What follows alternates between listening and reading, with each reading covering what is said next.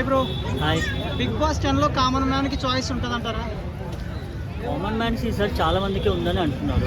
అంటే ఈ అగ్ని పరీక్ష ద్వారా చాలా మందికి ఉందని అంటున్నారు.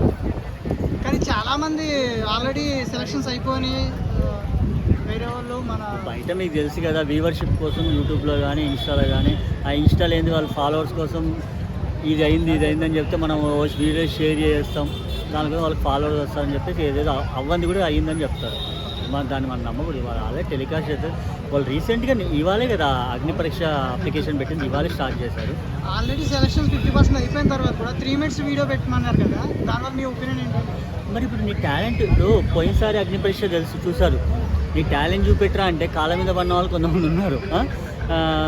నాకు ఇది అవసరం అన్నారు కొంతమంది. మా అమ్మ ఇదంటే మీ అమ్మ పుట్టినప్పుడే నువ్వు బిగ్ బాస్ ఉందా రీసెంట్గా అదిగా నీ టాలెంట్ నిరూపించుకోనికి నేను పలాంది నా అది చెప్పుకో. కానీ మా అమ్మ కళ అని ఒకడు వీడియో పెట్టాడు నిన్న.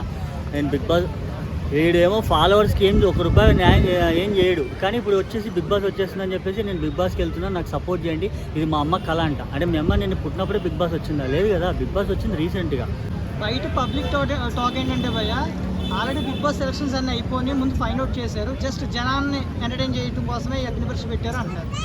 మరి ఇప్పుడు ఆ దాంట్లో కూడా కొంతమంది పోయినసారి కూడా అలాగే అన్నారు. మళ్ళీ అక్కడ స్టేజ్ పైన అగ్ని పరీక్ష అనే ఒక కాన్సర్ట్ పెట్టేసి అక్కడ నుంచి ఆడిన వాళ్ళనే కదా, మన డెమాన్ పవన్ అయినా సరే, కళ్యాణ్ అయినా సరే, మన శ్రీజ అయినా సరే, దమ్ము శ్రీజ అండ్ ప్రియా, వీళ్ళందరూ వచ్చింది అక్కడ నుంచే కదా. అగ్ని పరీక్ష కూడా ఒక స్క్రిప్ట్ అని కొంతమంది టాక్ ఉంది. టోటల్ లైఫే స్క్రిప్ట్. ఇంకా ఆ షో టోటల్ లైఫే స్క్రిప్ట్ అయిపోయింది. ఇంకా ఆ షో అంటే ఒకటి, వాళ్ళు మనల్ని ఎంటర్టైన్మెంట్ చేస్తున్నారు అంతే. అదేం వాళ్ళు ఇప్పుడు మన టీఆర్పీ రేటింగ్ ఇస్తున్నాం, వాళ్ళు మనల్ని ఎంటర్టైన్మెంట్ చేస్తున్నారు అంతేగాని వాళ్ళు ఇప్పుడు లవ్ ట్రాక్లు అంటే వాళ్ళు బయటకు వచ్చాక లవ్లో ఉంటారా? లేదు కదా. మనల్ని నవ్వించడం కోసం వాళ్ళు, అంటే మనల్ని ఒక ఆ టీం ముందు కూర్చోపెట్టడం కోసం వాళ్ళు కష్టపడుతున్నారు అంతే. దానికి మనం జస్ట్ చూడాలంతే, జస్ట్ అక్కడ దాకా చూడాలంతే. స్టార్టింగ్లో బిగ్ బాస్ బాగుంది, ఈ 4-5 ఎపిసోడ్ల నుంచి మొత్తం పాడైపోయింది, ఇదంతా ఒక కమర్షియల్గా ఓన్లీ మనీ కోసం, ఇదంతా యూస్ కోసం, మనీస్ కోసం, వ్యూవర్షిప్ కోసం అని బయట టాక్ ఉంది.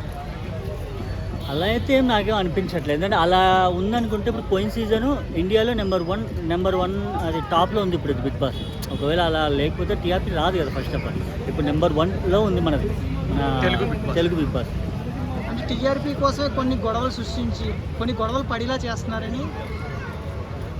మరి అది నాకైతే తెలియదు, ఎందుకంటే మరి అట్లాంటిది లేదు కదా. బట్ అండ్ నేనైతే బిగ్ బాస్ ఏం చూడాను, కానీ 8 చూసాను నేను. 8 నేను నాకు ఇష్టమైన వాళ్ళకు కొంతమంది ఉన్నారు, వాళ్ళ కోసం చూసా. బట్ ఇంకా ఇవి నాకు అంత అనిపించలేదు నాకు. నిజంగా మీ ఒపీనియన్ చెప్పండి భయ్య, బిగ్ బాస్ జెన్యూన్గానే జరుగుతుందా? నేను ఎందుకంటే నేను చేసేది ఇండస్ట్రీలోనే కాబట్టి నాకు తెలుసు అంటే ఎలా కొన్ని ఓకే జెన్యూన్గానే ఉన్నాయి. బట్ కొన్ని అక్కడ ఏంటంటే కొన్ని కారణాల వల్ల స్క్రిప్టెడ్ అయిపోతాయి.